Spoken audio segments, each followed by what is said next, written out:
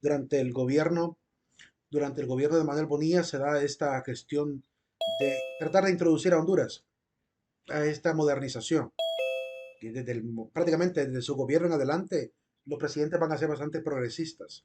Aún los del Partido Nacional van a intentar serlo. Vamos a ver, entonces les comparto la diapositiva para continuar este día. Lo que vimos la vez pasada fue cómo llegó él a ser candidato a la presidencia, Manuel Bonilla. Pues como les digo, desarrolló una política económica de desarrollo basada en la concesión. Es decir, que le va a permitir a empresas internacionales, específicamente las bananeras de Estados Unidos, que van a venir a establecerse como enclaves. Y también más adelante a las mineras, como la Rosario Mining Company y San Juancito Mining Company. Esa política concesionaria claramente pues otorgó grandes oportunidades. La palabra rumbo es la contraseña,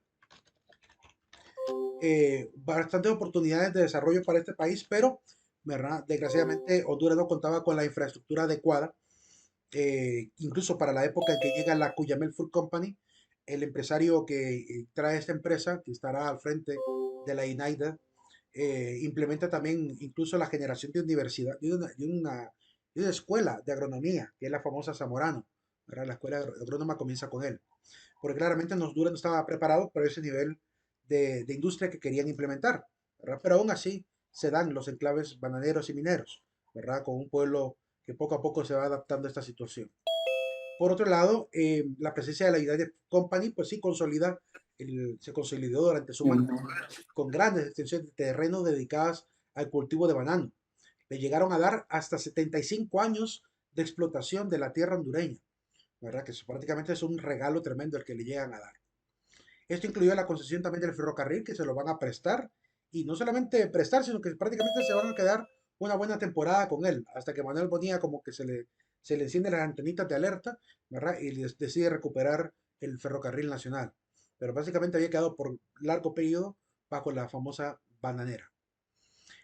Uno de los hechos del gobierno de Manuel Bonilla fue haber hecho el código militar y también el de la ordenanza militar para poder especializar un poquito a nivel educativo a las fuerzas del orden. Y ya lo habían, recuerden que desde Morazán venía ese intento de educar a las Fuerzas Armadas, de que pasaran de ser milicia a ser una fuerza más especializadas. Y esta vez lo va a lograr un poco mejor con el tema también del apoyo de Estados Unidos, que va también a entrar en ese tipo de asesoramiento. ¿Por qué quiere meter a Honduras con las bananeras? Porque claramente quiere que Honduras participe de esta política, ¿verdad?, de sistema capitalista, donde Honduras prácticamente puede invertir y desarrollar toda una serie de empresas también. Atraer la inversión extranjera permitiría esto según su propia forma de verlo. Así que la intención de meter a Honduras al mercado internacional lograría este cometido. Y además estabilizar la economía nacional. Durante su gobierno, claramente, Honduras se permanecía como una patria bastante empobrecida. Y desarrollar las relaciones capitalistas del país también. Parte de los objetivos del por qué se genera este capital extranjero, por qué vienen empresas a Honduras. No había la capacidad para que en Honduras se implementaran empresas. Yo creo que siempre habría oportunidad de hacer algo en Honduras sin contar con gobiernos extranjeros, pero hace falta mucha voluntad política para lograr eso. Y eso de lo cual no hemos podido ver desde la época de Manuel Bonilla hasta otros días. No hemos visto a un político que realmente pretenda hacer algo así, ¿verdad? Cuando mucho pedir préstamos para poder generar inversión interna. Dime, Amy, Disculpe, es que acabo de entrar a la clase. ¿Cuál es la contraseña? la palabra rumbo, la palabra Gracias. rumbo. Prosiguiendo. La primera empresa que se va a beneficiar de las concesiones será un grupito de hermanos italianos que llegan a Estados Unidos y fundan allá en Luisiana, en New Orleans, fundan la empresa Baccaros Brothers. Son tres hermanos, Joseph, Luca, Félix y un asociado que es Salvador Giantoni. Ellos van a fundar la Baccaros Brothers desde 1899 y son la primera empresa que se viene a establecer en Honduras con el nombre de la Standard Fruit Company en el año 1928. Pero primero como la Baccarat Brothers. Durante esa gestión van a conseguir diferentes permisos para poder montar todo tipo de empresas acá. Desde la bananera con todos sus clubes, hoteles, prácticamente plantas eléctricas, hospitalitos y todo lo que ellos van a necesitar, como también evidentemente los productos que van a volverse marca, ¿verdad? En este país, ¿verdad? Los productos que trajeron para que tengan idea ¿De qué productos son? Manteca la blanquita, ¿verdad? Además de cervecería hondureña, además de zapatos nacos, que son zapatos burritos que habían antes, los zapatos naco, y el famoso Banco Atlántida, que son las empresas prácticamente que dependían de estos hermanos Bácaro, fundadas por ellos en Honduras. Otra empresa que también se va a beneficiar es la Painaco Brand. La Painaco eh, se convertiría más adelante, después cuando llega Drummond Doll, el famoso rey de la piña, a ser el presidente prácticamente, aunque fue fundada por Samuel Northup y Amos Cook, llega este empresario llamado el rey de la piña, Drummond Doll, y se cambia el nombre, cambia de Painaco a Doll. La Doll Company, que también va a estar al frente, junto con su otro producto estrella, que será también la famosa chiquitita, ¿verdad? Estas empresas son las que se van a beneficiar. Ahí podemos ver a los fundadores de la United Fruit Company, Minor Kate y Andrew Preston. Y como dice un pequeño ensayito de la revista Forbes, ¿verdad? Ellos son los hombres que hicieron América. En la revista Forbes aparece ese artículo donde dice los hombres que hicieron América, porque claramente la exportación de banano de toda Centroamérica hasta Colombia y América del Sur, más allá de América del Sur, prácticamente van a andar por todo, desde New Orleans, prácticamente toda la parte de Belice, Honduras, Panamá, ¿verdad? Toda la parte costera, hasta llegar allá a América del Sur. De ahí sacarán todo el producto, lo llevarán a Estados Unidos y para que tengan una idea, dime Diego. No, ahí No, disculpe por disculpe salirme del por tema, salirme del tema, pero pero ayer que estaba ayer que haciendo la estaba haciendo la investigación investigación quería saber, saber, bueno, ok, bueno, quería saber quería si usted saber me si usted me recomienda recomienda algunos porque se sitios escucha un feedback. bueno, mejor lo Mejor escribo, lo mejor lo escribo, escribo. mejor lo escribo. Ok, mejor, vaya pues. Sí, porque se escucha doble la voz. Para que den una idea, por así decirlo, digamos que vendieran cada banano en Estados Unidos, digamos que aquí lo compraran a unos 3 centavos del empira, por así decirlo, pues cuando iban a Estados Unidos lo vendían a 50 centavos de dólar. Es decir, que les acaban una ganancia tremenda a la venta del banano. Por eso el banano se convierte prácticamente en el oro centroamericano, ¿verdad? Y esto va a permitir que ellos se vuelvan muy ricos. Llegarán a exportar de 2 a 3 millones de racimos de banano de estos países. Así que por eso es que a Estados Unidos le interesa muchísimo este enclave, porque claramente manejó una gran cantidad del Producto Interno Bruto de Estados Unidos. Además que también hay que considerar que el banano se convirtió prácticamente en el producto estrella de los estadounidenses, porque es el banano realmente el producto que se consume diariamente en todos los desayunos de Estados Unidos. Así que llega a la mesa, ¿verdad? Como uno de los productos privilegiados. Entonces, claramente, eso implicaba buscar la mejor manera de sacar la mayor ganancia y lo van a intentar hacer con una mala política, diríamos, de gestión empresarial. Diría esto porque hay una carta que salió a la luz, fue publicada en la revista La Vanguardia y en una obra también de un señor llamado Napoleón, que habla de la sociedad obrera, que se llama la Carta Ralston. Y ya leeremos algunos fragmentos, no la podremos leer toda, pero algunos fragmentos de la carta la podremos revisar para que vean cuál es la mentalidad del empresario estadounidense en ese momento, de esta misma United Fruit Company. La United tenía en Honduras dos brazos, la Tela Railroad Company y la Trujillo Railroad Company. En el caso de la tela, pues funcionó en la actual Telamar, ¿verdad? Allá en Ceiba. Todavía ese edificio que ustedes ven en esta fotografía todavía está en pie. Por un momento estuvo bastante descuidado. Al final la alcaldía logró recuperar este territorio y este edificio, le dieron la restauración y en la actualidad ya está otra vez activo. No como parte de la empresa, pero sí para por lo menos para el turismo. Ambas eran subsidiarias de la United Fruit Company. Aquí podemos ver algunos de los botes que llegaban a las costas de Telamar. Ahí podemos ver una publicidad también donde se ve los países que visitaban sacando el producto. Jamaica, Panamá, Costa Rica, Nicaragua, la Honduras española, Guatemala y la Honduras británica, es decir, Belice. Ahí podemos ver la parte del producto de los bananos. Quiero ver aquí en la parte de si está el comentario. Dice Diego, ayer que estaba haciendo la investigación, quería saber qué sitios sobre la historia de Honduras nos recomienda. ¿Te refieres a nivel turístico? Lugares que visitar que sean de la historia hondureña. Pues yo soy muy fan de los lugares donde están prácticamente los principales museos. Es decir, uno de ellos, por ejemplo, Omoa. Hay que visitar Omoa para ir a ver el museo de Omoa, donde están, ¿cómo se llama? Algunas de las armas de la época de los filibusteros, los cañones, ver el pequeño ferrocarril que tienen ahí también. Vale la pena. No les digo más, pero hay muchas más cosas que han sacado incluso de las famosas batallas navales de este país. Otro lugar que recomendaría sería, no me refiero a eso, a sitios web, que contengan historia de Honduras.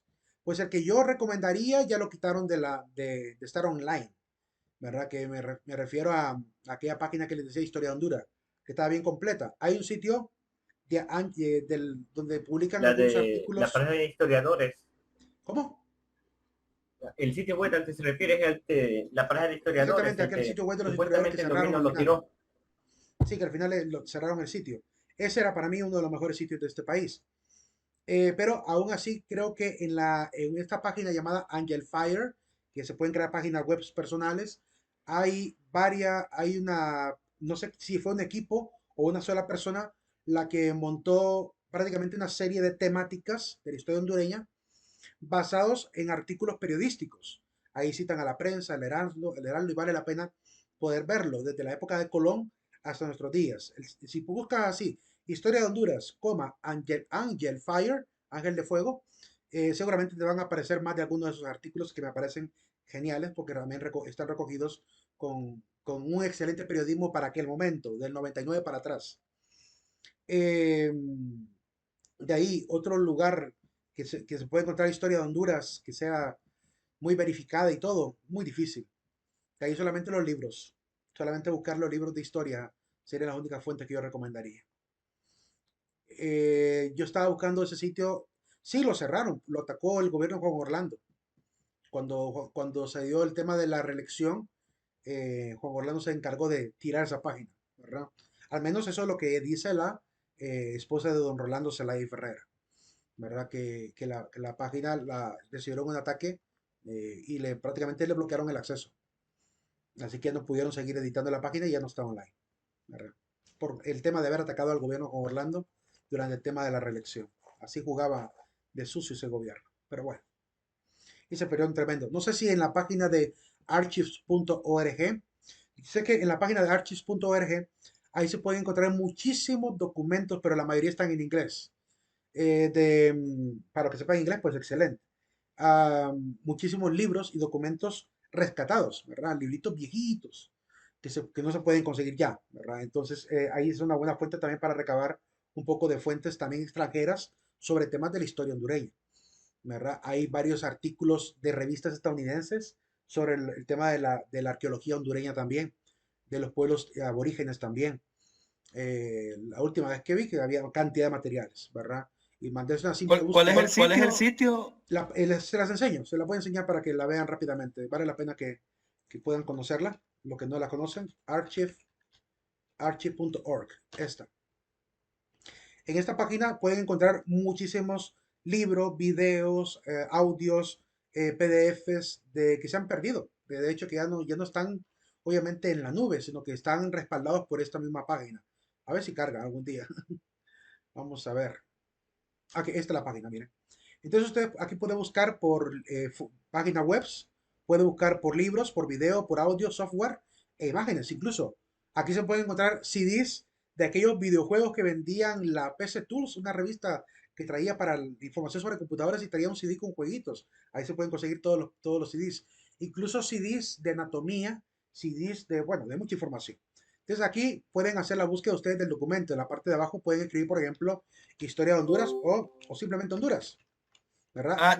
Sí Sí me suena ese o sea, sitio, lo usaba lo como usaba para, como digamos, para, libros digamos, libros o que no que no encuentre, encuentre, creo que también también Eh, está para eso. ahí se puede buscar. Sí, ahí se pueden buscar cualquier libro que no lograra encontrar. No sé qué. Dale continuar. Ahí. Permítame que me está pidiendo colaboración. No vamos a ver colaboración todavía. Vamos a ver acá. Ahí está. Entonces permítame un segundito que se me movió esta cosa de acá. Ahí. Pues aquí miren, por ejemplo, encontramos un libro de Honduras, este libro de Honduras. Entonces, al darle clic acá, lo manda a uno a ver los PDFs. Hay muchísimos documentos sobre Honduras. Guía de Honduras, ¿verdad? Revistas hondureñas, ¿verdad? Y aquí se lo muestra en PDF uno. Entonces, uno aquí puede ver las páginas, 226 paginitas gratuitas, ¿verdad? De la editorial Ulises. Está en inglés, evidentemente, pero ahí podría existir cantidad de información valiosa de la historia. Está limitado, ¿verdad? Algunos libros están completos, otros están limitados. Y lo bueno de esto es que se puede descargar. Algunos se pueden descargar. En este caso no me permite hacer la descarga, pero en otros sí se logra ver el botón de descarga, normalmente aparece en esta parte. Aquí dice que no se puede, solamente se pueden ver las páginas, pero quiero ver si encontramos otra. Por ejemplo, esta otra, a ver si aparece. No aparece todavía. Prácticamente estas revistas creo que están bloqueadas. Sí, estas están bloqueadas. Estas revistas. Aquí hay audios también sobre historia de Honduras. Este tal vez, este aquí creo que sí. Aquí está, miren. Opciones. Uno puede bajarlo como PDF. Pesa 3 megas, ¿verdad? Y le da acceso prácticamente a las 74 páginas. Este libro es sobre, dice, The Perry La Grand Land, ¿verdad? Sobre un hombre, seguramente algún inversionista en este país, ¿verdad? Está hasta la parte de la portada final. Entonces, esa es la fuente que yo podría recomendarles para conseguir libros de historia, ¿verdad? En diferentes idiomas. Y uno puede clasificar acá, digamos, si uno quiere solamente ver los audios, pues simplemente chequea ahí el tipo de media y solo aparecen audios. Si quiere ver solamente videos y quitar los audios, pues aparece también como solamente las películas que tienen que ver. Y seguramente voy a dejarlo, voy a quitar el audio y voy a poner solamente película, movies, acá. Ups, tengo un poco de problema con este mouse acá. Vamos a quitar el check del movies. Ay, no sé por qué se fue para arriba. Permítanme, voy a quitar esto. Aquí, solo movies quiero poner. Ok, miren, aquí hay algunos. Incluso está lo de la captura con Orlando ahí, ¿verdad? Ahí se vio el chachado él, ¿verdad? Aquí está, ¿verdad? El presidente de Honduras. Hay noticieros, fragmentos de videos, noticias, ¿verdad? Algunos eventos históricos, pequeños videos sobre lo que ocurrió en Honduras, ¿verdad? El tema de la resistencia. Ahí se puede ver varias cosas. Entonces, es una fuente muy buena para poder buscar, la que yo podría recomendar. Prosiguiendo. Aquí hay algunos, dice, ah,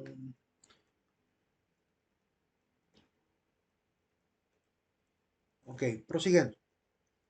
El tema de aquí hay algunas fotografías del ferrocarril, de la United. Esta es la cantidad de racimos que podían exportar desde 1800 hasta 1900, hasta 2 millones de racimos para el año 1900, en el libro de Francisco Cáceres, en las selvas hondureñas. Ahora bien, durante el principio del gobierno de Manuel Bonilla, se lanza un decreto para poder beneficiar a estas empresas bananeras. Se le va a dar la exención de impuesto.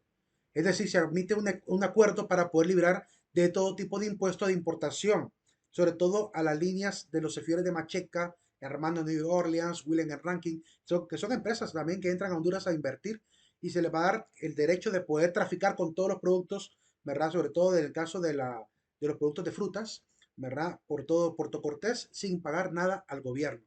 Imagínense qué situación. Yo no me imagino que un hondureño pudiera lograr semejante contrato en Estados Unidos, que le permitan entrar a explotar el territorio, llevarse todo el producto y sin pagar nada. Sin embargo, en Honduras lo pudieron hacer. ¿Por qué? ¿Por qué en Honduras sí lograron hacer este tipo de contratos y cómo lograron hacer eso? Bueno, ya vamos a leer la carta Rossum para que nos enteremos cómo es que lograban esos contratos implacables que solamente a ellos les iba a beneficiar. Ya leeremos eso. ¿Qué concesiones se les va a dar durante este gobierno de Manuel Bonilla? Se les va a dar la concesión del muelle para que lo puedan utilizar, los rieles del tren también, prácticamente casi 50 kilómetros del territorio nacional.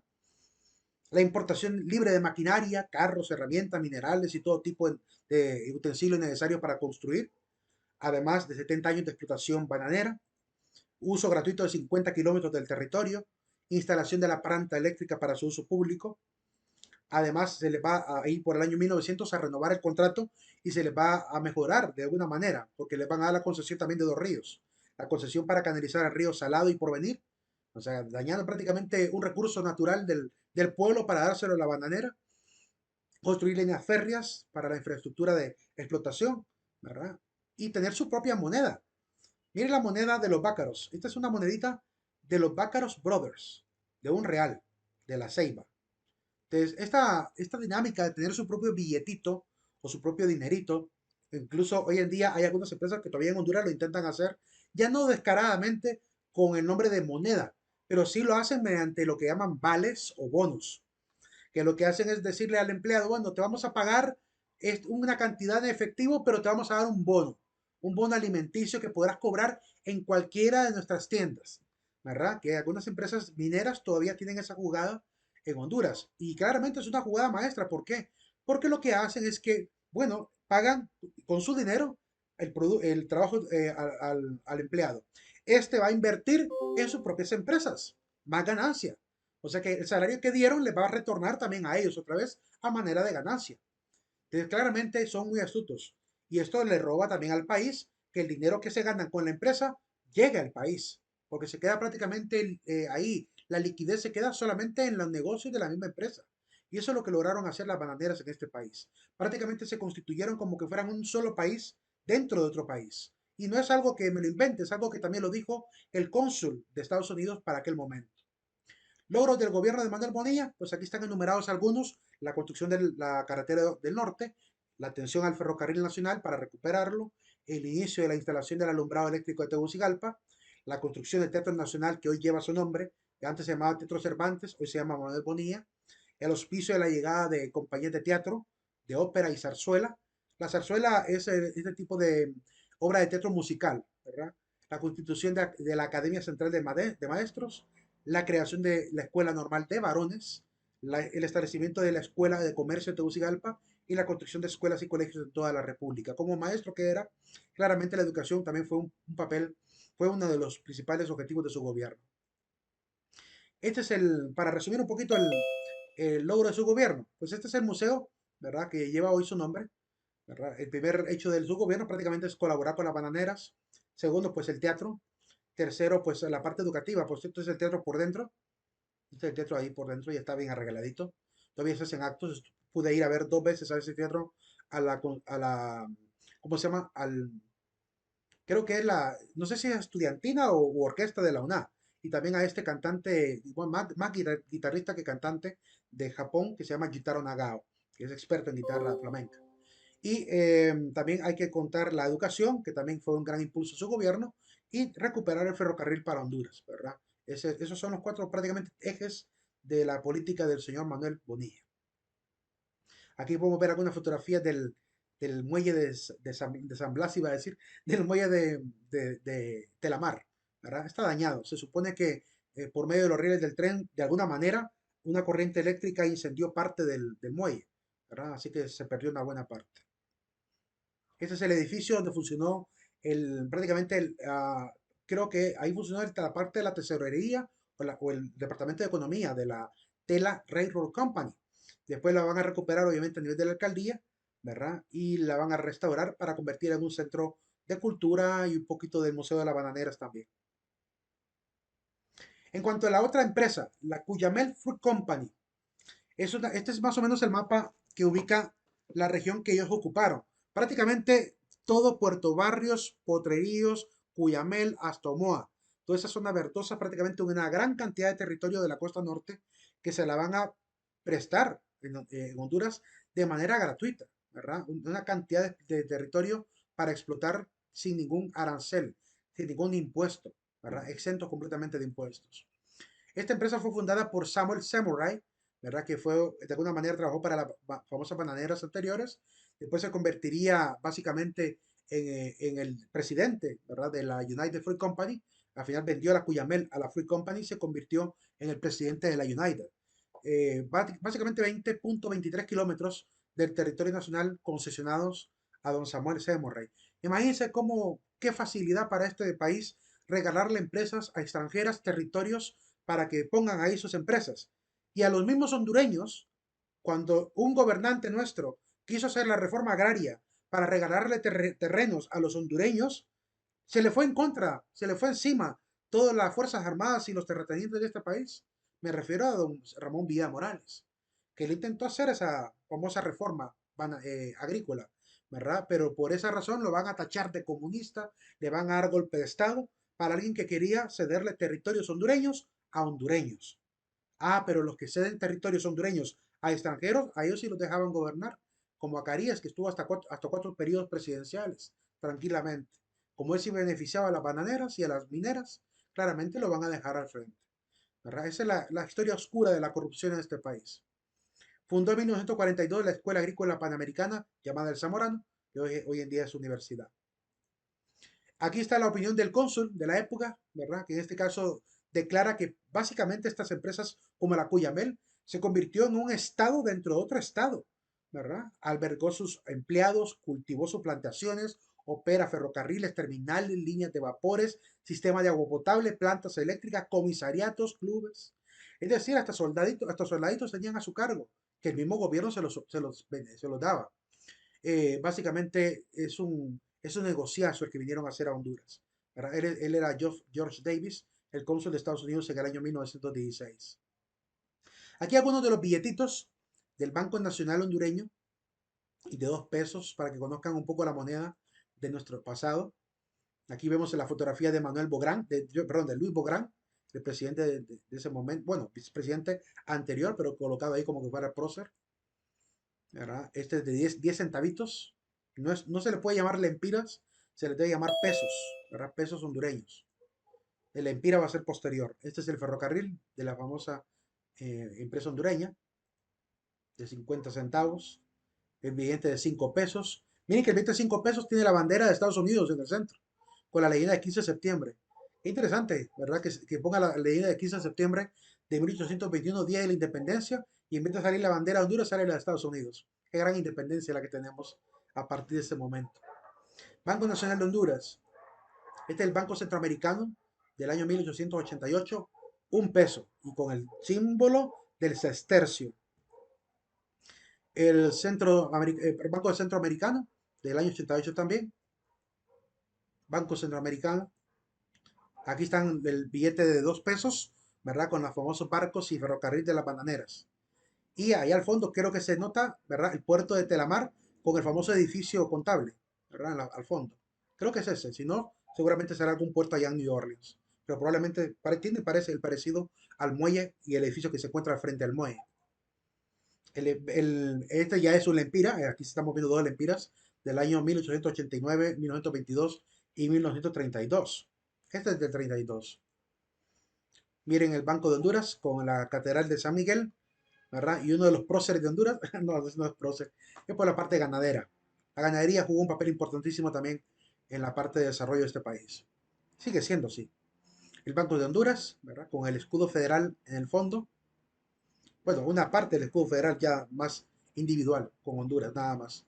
El Banco Central de Honduras, bueno, Banco de Honduras. Ahí vemos otra vez algún hombre casado. El Banco de Honduras, de 10 pesos. 2 pesos. Este es un billete llamado billete privilegiado. A veces otorgados por el mismo gobierno, ¿verdad? Para dar algunos beneficios a algunas personas, ¿verdad? Por 2 pesitos. En vez de pagar con moneda del banco, pagaban con billetes privilegiados. 1891. Del Banco de Comercio. Prácticamente cada banco tenía su propio billete, ¿verdad? ¿Cuándo se va entonces a parar esta situación de que cada banco sacaba su propia emisión de billetes? Cuando viene don Juan Manuel Gálvez, que él sí va a nacionalizar prácticamente la banca, va a fundar el Banco Central de Honduras y además va a establecer el lempira como moneda oficial, ¿verdad? Banco del Comercio, este billete me gusta mucho por Francisco Morazán, que aparece ahí, se mira muy bonito el diseño, parece dólar, ¿verdad? Del año 1915. Este es un billete de la UAN, billete del Banco de la UAN, de la empresa AWAN Navigation and Improvement Company. Pues se puede ver que dice Honduras y República de Honduras. Bueno, Estados Unidos y República de Honduras. A las empresas les convenía, obviamente, tener estos billetes, ¿verdad? Para no pagarle al Estado nada, sino que todo el comercio se manejaba solamente en la región de sus propias importaciones y exportaciones. Claramente traían también productos de Estados Unidos para vender en Honduras, ¿verdad? Con que incluso los primeros automóviles que vinieron a Honduras fue gracias a las bananeras, ¿verdad? Fueron se mencionan a 2 estadounidenses como los que primero que trajeron allá a la zona de Ceiba. Trajeron los primeros 2 automóviles. Eran automóviles de esos de vapor, ¿verdad? Ya para los años 40 ya existían carros más bonitos, como el de Carías. Aquí vemos el Banco Atlántida, también con su billete, ¿verdad? Para que vean un poquito ese resumen fotográfico de los billetes de nuestro país. Ahí vemos a la dama de la ciencia y la dama de la vida y la muerte. El Banco de Atlántida con su antiguo edificio. Banco Central de Honduras, ya empieza ya el Banco Nuestro a tirar los billetes nacionales, ¿verdad? A partir de 1951 en adelante, durante el gobierno de Juan Manuel Gálvez, evidentemente. Estamos ahí con el billete de 5 lempiras, hasta que este billete que tiene la batalla de Trinidad, primero era la placa, prácticamente la foto de la placa la que imprimía, ¿verdad? La que estaba en la estatua de Morazán, y el billete de 20 lempiras del Banco Central con el rostro ya del primer presidente nuestro, que es Dionisio Herrera. Hasta el billete que ya conocimos en los años 80, el billete emitido en 76, pero que todavía circuló en los años 80. Bien, revisamos un poquito entonces esa carta. La carta que aparece, bueno, primero aparecía en la revista La Vanguardia de San Pedro Sula de 1949. La carta es de los años 20. También aparecía citada esta carta en la obra de Napoleón Acevedo llamada La clase obrera hondureña, su papel histórico. Quiero que veamos esta carta escrita por un estadounidense llamado Hiller B. Ralston, que era un lugarteniente de la empresa de los Cuyamel Fruit Company, o la United, mejor dicho, que estará bajo el cargo de Samuel C. Murray, y le escribe esa carta a un licenciado en Honduras, licenciado Luis Melara, para darle algunas órdenes sobre lo que hay que hacer en Honduras para poder lograr pues ese tipo de contratos que beneficie a la bananera. Leamos entonces algunos de los numerales, algunos se los estaré resumiendo, otros hay que leerlos tal como están escritos porque vale la pena ver los detalles de la astucia de este lugarteniente Rolston. Veamos entonces esta carta. En el principio, pues le da un saludito y le dice que le va a dar prácticamente algunas instrucciones sobre lo que hay que hacer, prácticamente para lograr ese negocio fuerte en Honduras. ¿Verdad? Le dice también en la siguiente parte que hay que conseguir, pues, territorios. Hay que comprar territorios, hay que comprar todo lo que sea posible, hay que adquirirlos, porque realmente es la única manera como va a poder tener el poder de absorber la economía, ¿verdad? Comprando territorios. Así que básicamente es el principio de esta bananera. Por otro lado, le pide que de alguna manera se pueda desenvolver el desarrollo agrícola, ¿verdad? Que es el que va a dar bastantes posibilidades, por lo cual la empresa se dedica directamente a la parte agrícola, a la parte de productos de frutas específicamente, caña, banano, piña, que son los que van a exportar. Y prácticamente le pide que ese sea el mayor desenvolvimiento y desarrollo en el país. En el tercer numeral, lo que le va a pedir es que consiga contratos implacables que solo le beneficien a ellos e impidan que otras empresas se puedan venir a sustentar como competencia. Es decir, que solamente les permita a ellos poder desarrollarse y establecerse. Y cualquier otra que venga, pues tiene que quedar bajo nuestro control, le dice en esta carta. Le dice que hay que conseguir todo tipo de concesión y exoneración, ¿verdad? Que para librar de cualquier gravamen o carga pública, ¿verdad? Que vaya a mermar obviamente las utilidades de la empresa. Para eso obviamente tienen que erigirse, dice, una nueva situación privilegiada a fin de imponer nuestra filosofía comercial y nuestra defensa económica. ¿Y cómo van a conseguir esa liberación de impuestos? Poder abrogar incluso, ¿verdad? Impuestos aduaneros que lo logran conseguir. La exención de impuestos que logran es a través de los señores diputados, a través de los señores presidentes, que van obviamente a comprar a puros favorcitos, ¿verdad? Saben que este pueblo además no le va a molestar en nada que esta empresa, ¿verdad? Haga y deshaga con la economía del país, ¿verdad? La gente está avasallada, es una gente que no tiene conciencia, no tiene voluntad, dice más adelante en la carta. Hay que cultivar, por tanto, la imaginación de este pueblo avasallado. Miren cómo definen a los hondureños. Esta es la manera como define al pueblo hondureño. Es indispensable, dice, cultivar la imaginación de estos pueblos avasallados, atraerlos a la idea de nuestro agradecimiento y de una manera general a políticos y mandones que debemos utilizar. La observación y estudio cuidadoso nos permite asegurar que este pueblo, envilecido con el chupe, ¿verdad? Con el alcohol, ¿verdad? Basta con darle cervecitas al pueblito para que sean asimilables para cualquier cosa que se les pueda ocupar y se les destine. Ese es nuestro interés preocuparnos porque se dobleguen a nuestra voluntad. Esta clase privilegiada, es decir, los políticos mandones, ¿verdad? Que están ahí, lo vamos a necesitar para nuestro propio beneficio, exclusivo beneficio. Generalmente, estos, los políticos, como aquellos, la gente que se envilece con alcohol, no tienen convicción, carácter y menos patriotismo. Y solo ansían cargos y dignidades, que una vez en ellos se los vamos a hacer ver apetitosos. Es decir, con favorcitos así, le vamos a regalar un viajecito a Estados Unidos todo pagado, ¿verdad? Ya con eso compraban al político de turno, ¿verdad? Pero usted consíganos en el Congreso que nos quiten el impuesto, así como compran realmente la conciencia de este pueblo.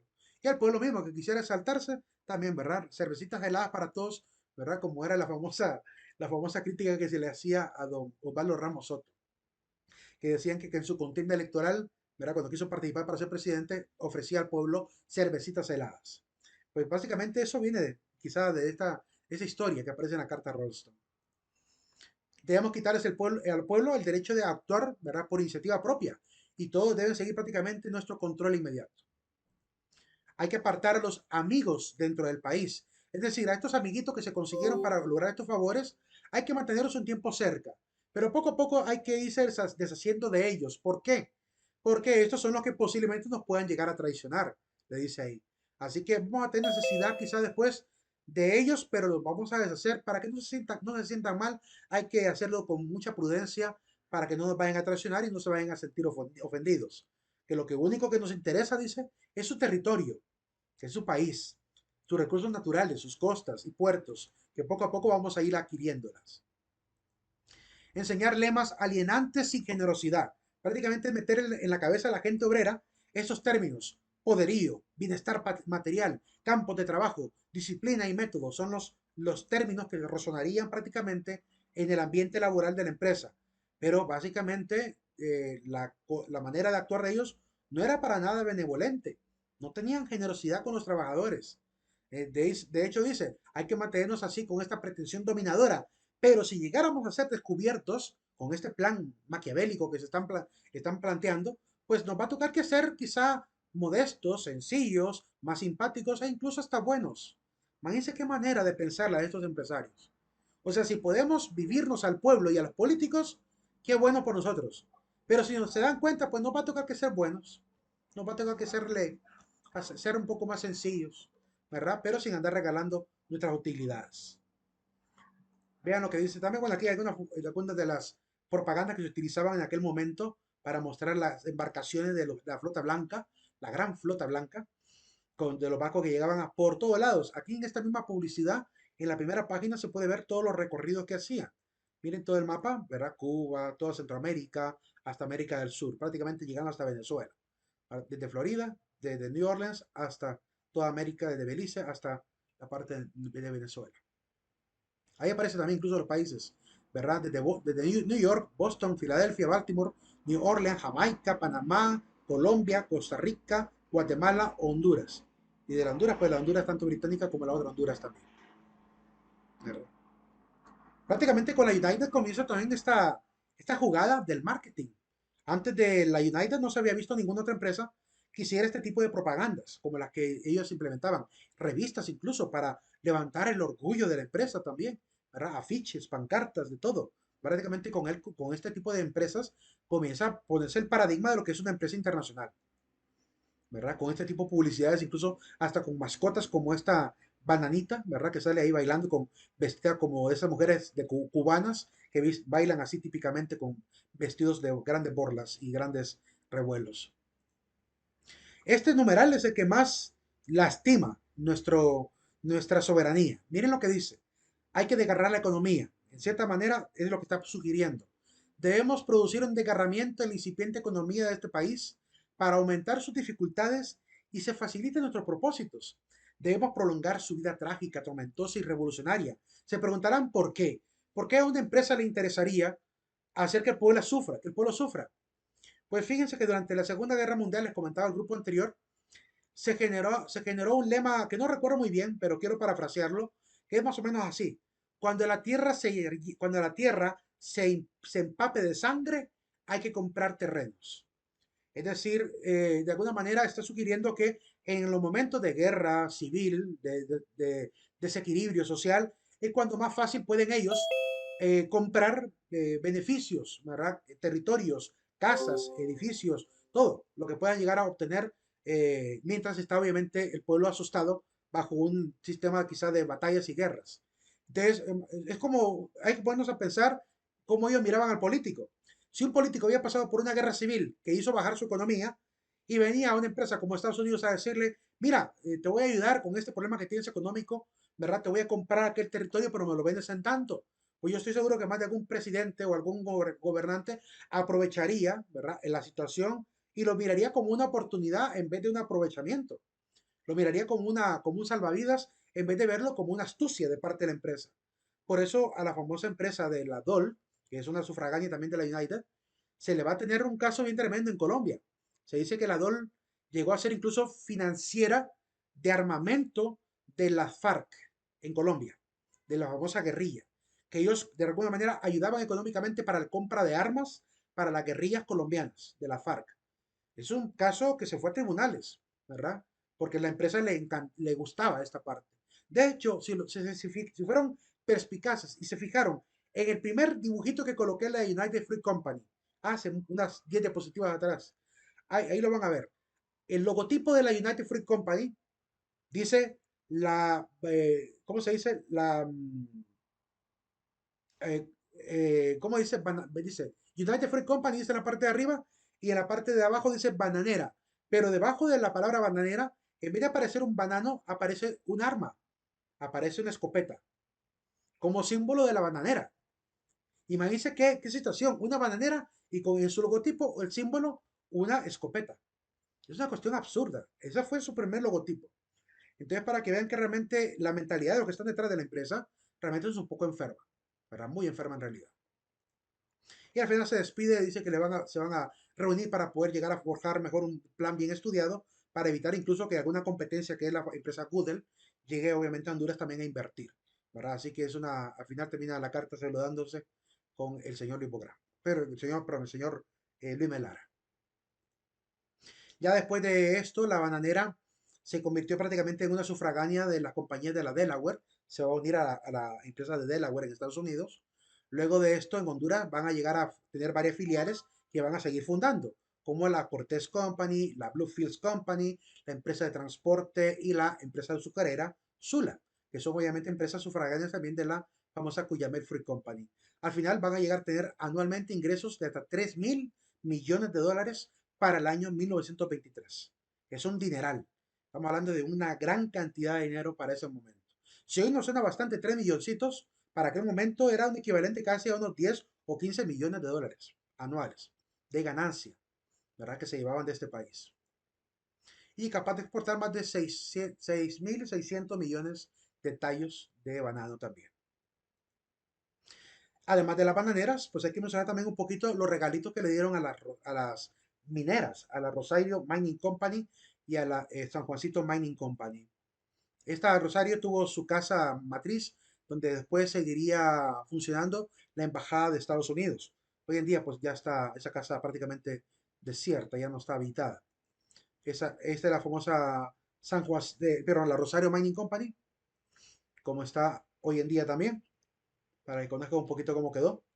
Y hoy en día, pues es el Parque La Tigra, ¿verdad? Un parque ecológico de muchos animales, un hábitat bastante florido y de muchos animalitos.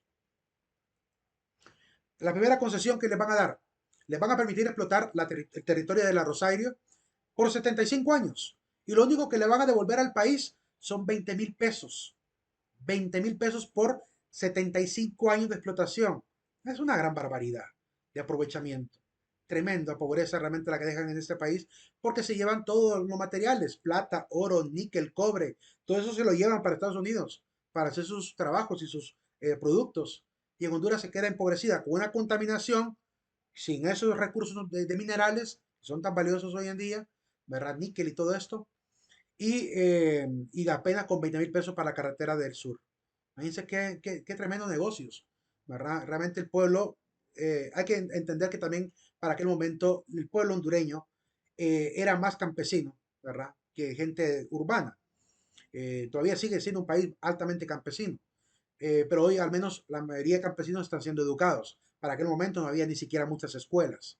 Las escuelas empezaron a aparecer en Honduras drásticamente a partir del gobierno de Ramón Villa Morales. De ahí en adelante comienza el proceso educativo. También con Manuel Bonilla un poquito, pero más con Ramón Villa Morales. Estamos hablando que solo en la época de Ramón Villa Morales, por cada año, Ramón Villa Morales fundaba cerca de 232 escuelas 232 escuelas cada año. Estamos hablando que durante el gobierno también de Ramón Villa Morales lograron tener de 4.000 hasta 8.000 docentes, maestros. O sea que hubo un crecimiento educativo tremendo, que va a despertar a este pueblo cada vez más consciente de su propia historia. Entonces, claramente en un pueblo empobrecido, ¿verdad? Que vive bajo y preocupado más por su miseria que por el tema de estudiar o de aprender, ¿verdad? Claramente es fácil que estos políticos hicieran todo esto. Esta es la mina de San Juancito, y aparece esta imagen en el billete de 500 lempiras, ¿verdad? Ese es el paisaje que aparece ahí. Estos son los trabajadores de la mina de San Juancito también. Gente humilde, gente trabajadora, que abusaron prácticamente de ellos con un salario muy bajo, sobre todo las bananeras. La segunda concesión que les van a dar es permitir importar todo tipo de productos para montar todo lo que ellos necesitaban, sus empresas, clubes y plantas eléctricas. Y a cambio solamente le van a dar a Honduras, primero, la obligación de sostener a una guarnición militar que iba a cuidar también la mina. O sea, les dicen prácticamente, o sea, ok, traigan todo lo que ustedes ocupen, no hay problema, pero me mantienen a las Fuerzas Armadas que les vamos a prestar para que les cuiden su empresa. ¿Verdad? Qué bonito, ¿verdad? Así que no va a querer colaborar con Honduras. Además, un pabellón de tuberculosis, antituberculosis, para los mismos trabajadores de la empresa, ¿verdad? Y la cañería agua potable, fuerzas motrices para Tegucigalpa y Comayagua, que es una nada en comparación a la riqueza que se logran llevar de esa segunda concesión. Y la tercera concesión fue eximirle de impuestos de importación y lo único que le van a pedir es pagar 7% de las ganancias. O sea, en vez de pedirles un 30%, que sería algo más justo, ¿verdad? Un 7%. Miserable 7% para todo lo que ellos se van a tener que llevar de este país. Entonces, por eso se le llama enclaves, porque claramente obtienen estos tipos de contratos, como dice Rolston, implacables, con una total independencia del Estado, ¿verdad? Y claramente logran ese nivel de poderío, de enriquecimiento. Por eso es que es claro que la revista Forbes le llame los hombres que realmente hicieron América. Bien, salimos de esta época de la inversión extranjera, de la entrada de Honduras a este sistema capitalista. ¿Alguna pregunta antes de ver el siguiente evento de la historia republicana? ¿Alguna pregunta, No duda le, o comentario? Dime. todo claro hasta el Todo momento. claro. Ok. Veamos entonces uno de los casi últimos momentos de la época republicana, que es básicamente el gobierno de Tiburcio Carías Andino, conocido por muchos como el Cariato, porque claramente no fue un gobierno de 4 años, fueron 16 años lo que estuvo en el poder. Fueron 4 contiendas electorales, bueno, fueron 3 contiendas electorales legales las que hubo, 2 no le permitieron estar, a la tercera logra contender y al final sí logra estar, y una cuarta como en forma también de chascada, por así decirlo. ¿Verdad? Veamos cómo fue el ascenso de Carías al poder. Aquí están algunos de los copanecos que respaldaban a Carías, entre ellos el general H. Barnica, ¿verdad? Hugo Barnica Milla, licenciado Jesús María Rodríguez, coronel Alejandro Somoza, son los que corpaban a Carías. Hay que decir que Carías no había participado políticamente porque no había tenido la intención. Su hermano, Mario Carías, es el que lo mueve a participar políticamente en esta carrera electoral.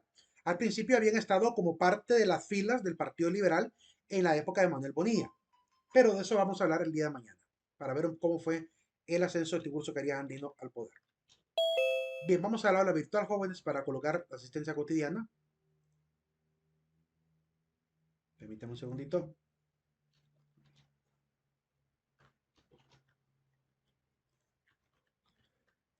La palabra para la salida. Bienvenidos los que entraron hasta ahorita.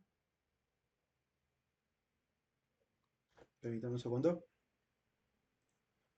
Es la palabra fuente. La palabra fuente. Nos vemos el día de mañana, jóvenes. Pasen un excelente día. Feliz noche, Liz. Feliz noche. Nos vemos hasta mañana. Hasta mañana. Feliz noche. Igualmente. Feliz noche. Feliz noche.